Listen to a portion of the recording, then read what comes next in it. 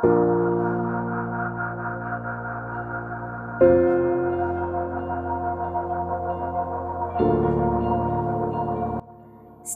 8 lesson number 3 द्विदल। ये लिखा है डॉक्टर आई के विजड़ीवाड़ा ने। ओके, अब चैप्टर का नाम द्विदल क्यों है?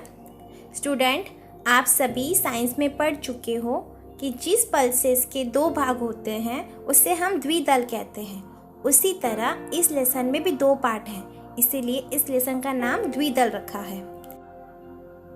डॉक्टर आई के વિજળીવાળાનો જન્મ ભાવનગર જિલ્લાના અમરગઢમાં થયો હતો। તેઓ વ્યવસાયે ડોક્ટર છે। સાયલેન્સ પ્લીઝ, મોતીચારો, પ્રેમનો પગરવ અને ઉંદરભાઈને આંખો આવી વગેરે એમના જાણીતા પુસ્તકો છે। અહીં બે બોધકથાઓ સાદી અને સરળ શૈલીમાં આપવામાં આવી છે। यहाँ पर दो बोधकथा दी गई है।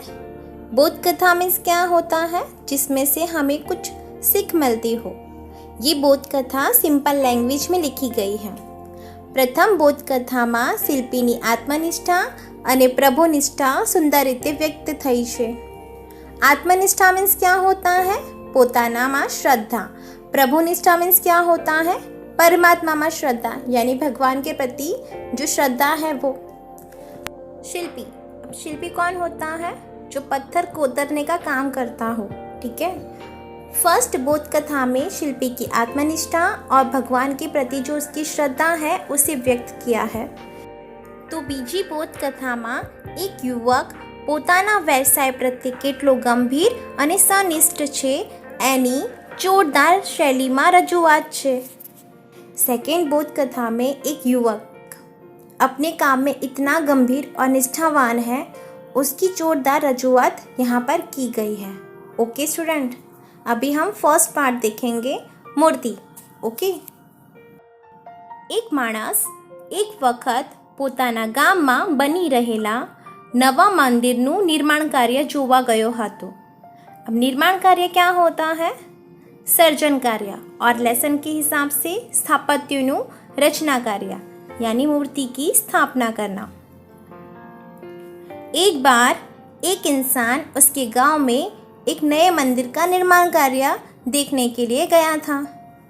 एक कोई जानकार न हो, तो वो कोई जानकार नहीं था, बस एम ज जोवा गयो હતો। वो तो बस ऐसे ही मंदिर का निर्माण कार्य देखने के लिए गया था। ત્યાં જઈને એણે જોયું તો એક શિલ્પી ખૂબ જ એકાગ્રતાથી આરસ પહાડના પથ્થરમાંથી ભગવાનની મૂર્તિ ઘડી રહ્યો હતો। એકાગ્રતાથી મીન્સ એક ચીજથી ખૂબ જ ધ્યાનથી। આરસ પહાડ મીન્સ લીસો પથ્થર, માર્બલ। शिल्पी पत्थर ने कोतर काम करना। ओके। उसने वहाँ पर जाके देखा कि एक शिल्पी पूरा ध्यान केंद्रित करके आरस पहाड़ के पत्थर में से भगवान की मूर्ति बना रहा था। पेला माणस ने एना काम में रस पड़ी गयो। रस पड़ी गयो मीन्स मजा आवी।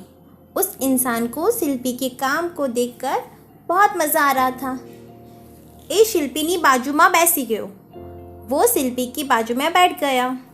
अचानक एनु ध्यान बाजू में पड़ेली एवी ज अन्य एक मूर्ति पर पड़्યું। अचानक उसका ध्यान बाजू में पड़ी हुई उसके जैसी एक दूसरी मूर्ति पर गया। एने नवाई लागी, उसको आश्चर्य हुआ। एने शिल्पी ने पूछ्યું, मंदिर में एक सरखी आ बे मूर्तियों की जरूरत छे?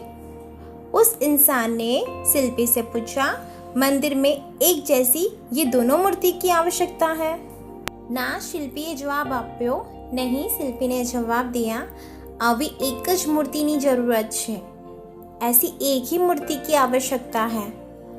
परंतु आ बीजी मूर्ति में थोड़ुंक नुकसान थवाथी छेल्ली घड़ीए पड़ती मूकवी पड़ी छे। पड़ती मूकवी मीन्स साइड में रखना, बाजू में मूकवी पड़ी छे। पर ये दूसरी मूर्ति में थोड़ा सा नुकसान होने के कारण उसे बाजू में रखना पड़ा है। पेला माणसे ऊभा थईने पड़ती मुकायेली मूर्ति ने चारे तरफ थी तपासी जोई।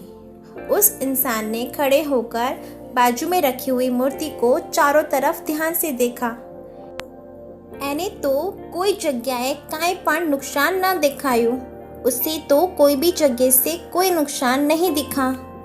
એણે આશ્ચર્ય સાથે શિલ્પીને ફરીથી પૂછ્યું, આ મૂર્તિમાં મને તો કોઈ જ નુકસાન ન દેખાયું. उसने आश्चर्य के साथ शिल्पी से दोबारा पूछा, इस मूर्ति में मुझे तो कोई भी नुकसान नहीं दिख रहा है. एना नाक पासे एक नानो घसरको थयो छे. घसरको मीन्स कापो. उस मूर्ति के नाक के पास एक छोटा सा खरोच हुआ है. शिल्पीए कह્યું. शिल्पीने बोला. પેલા માણસે ફરીવાર ધ્યાનથી જોયું ત્યારે એને એ નાનો ઘસરકો દેખાયો.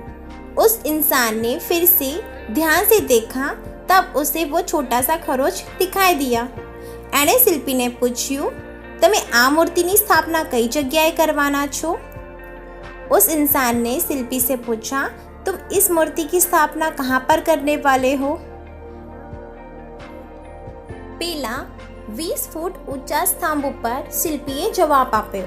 उस 20 फुट ऊंचा जो स्तंभ है, पिलर है, उस पर शिल्पी ने जवाब दिया. पीला मानसना आश्चर्य नो पार न रहो. उस इंसान के आश्चर्य का पार न रहा. एनाथी कहवाई गયું, भला आदमी, जो आ नानकड़ी मूर्तिनी स्थापना एटले बधी ऊंची ज करवानी होय तो आवी खोटी मेहनत शुं काम?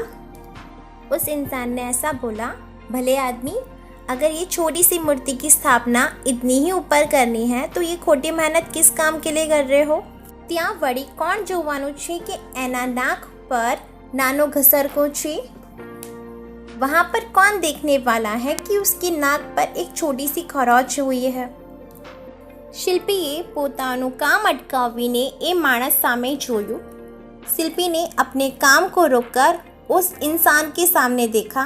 પછી હસીને બોલ્યો. फिर हंसकर बोला, भाई, બીજું કોઈ આ વાત જાણે કે નહીં એની મને ખબર નથી, પરંતુ હું અને મારો ભગવાન તો આ વાત જાણીએ છે ને. भाई, दूसरा कोई भी इंसान ये बात जाने या ना जाने उसकी मुझे नहीं पता, पर मैं और मेरे भगवान ये बात जानते हैं ना. એટલું કહી એટલી જ એકાગ્રતાથી એણે પોતાનું કામ ફરીથી શરૂ કરી દીધું. बस इतना बोल के उतने ही ध्यान से अपना काम दोबारा से स्टार्ट कर दिया. निशब्द बनी पेलो मानस ए शिल्पी ने जोई रह्यो. निशब्द मीन्स क्या होता है? शब्द विनानु शांत. शांत बनकर वो इंसान शिल्पी के सामने देखता रहा. उसके पास वर्ड ही नहीं है कुछ बोलने के लिए अब. ओके स्टूडेंट, इस बोध कथा के द्वारा लेखक हमें ये बात बताना चाहते हैं कि हमें अपना काम पूरी निष्ठा और ईमानदारी से करना चाहिए. कोई हमारे काम को देखे या ना देखे, पर हमारा भगवान हमारे काम को ज़रूर देखता है. Okay student, I hope you understand about this lesson. Thank you.